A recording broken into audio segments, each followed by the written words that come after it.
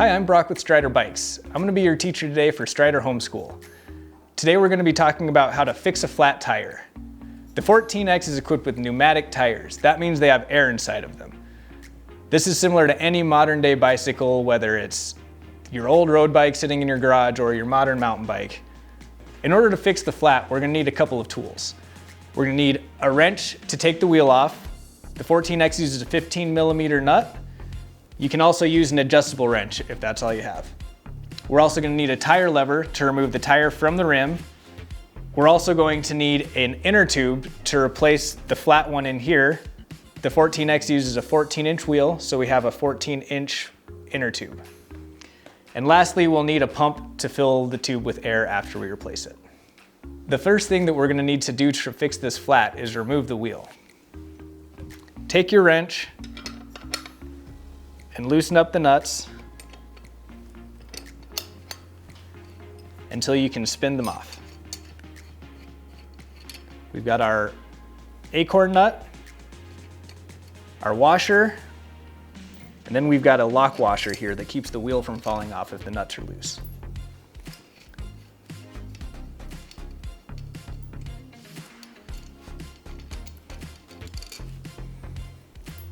Okay, now that we've removed that hardware, the wheel will just lift out of the frame.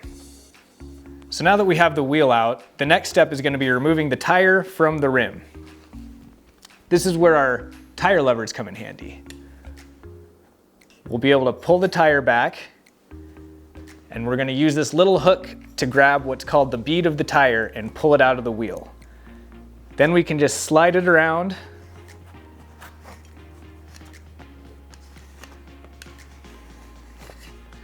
The entire side of the tire will come off. Now, since we're just replacing the inner tube, we don't need to take the tire completely off. We can leave one side of it on the wheel. The next thing we're going to do is remove the inner tube.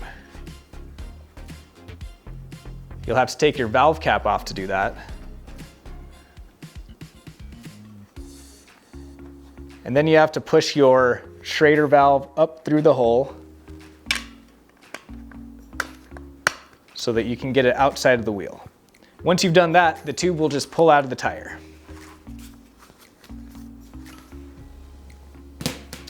Now that we've removed the old tube from the tire, we want to check the tire and make sure that whatever made the tube flat isn't in there anymore.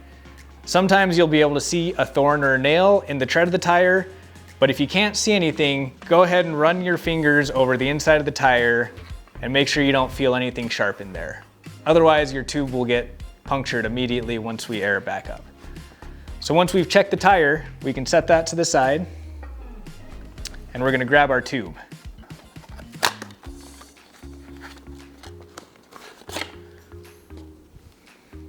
The first step is going to be to remove the valve cap so that we can put a little bit of air in the tube. It's much easier to get the tube into the tire when it's partially inflated.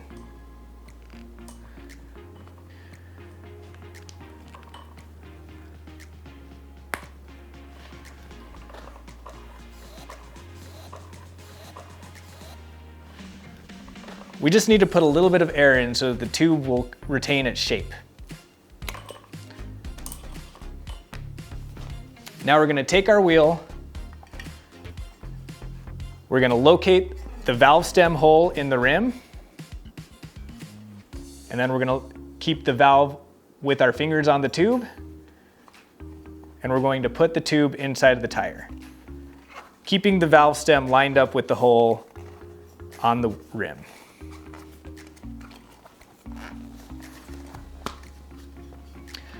So now we've got the tube inside of the tire. We need to get the valve stem inside of the hole in the tube.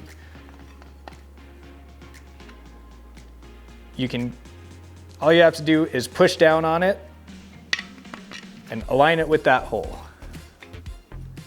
We want to make sure that the valve protrudes from the rim straight so that it's easier to get with the pump.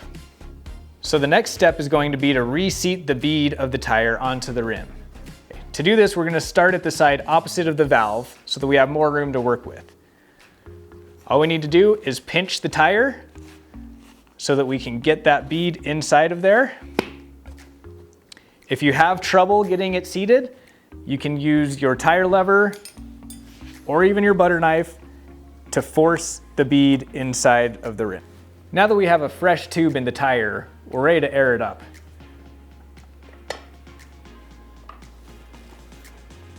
I'm going to connect my pump. You might have to push through the tire to make sure that the valve has enough pressure to get into the pump.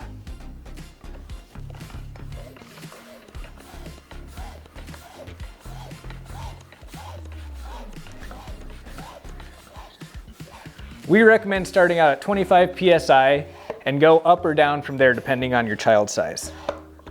Make sure not to exceed the maximum recommended pressure on the side of the tire. All right, that should be good.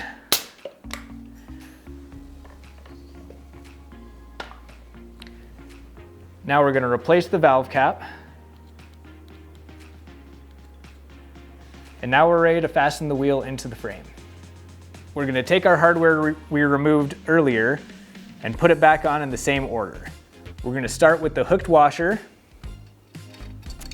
And we need to make sure that that hook lines up with this small hole on the dropout. Next, we're going to use the regular flat washer and finish it with the acorn nut. We're just going to hand tighten it for right now, and then we'll replace the hardware on the other side.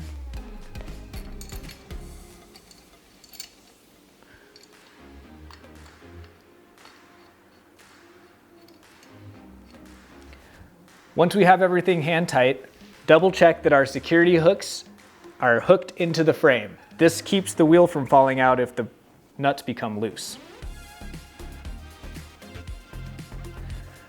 Now that we know we have all the hardware in place, we're going to use our wrench to tighten the wheel.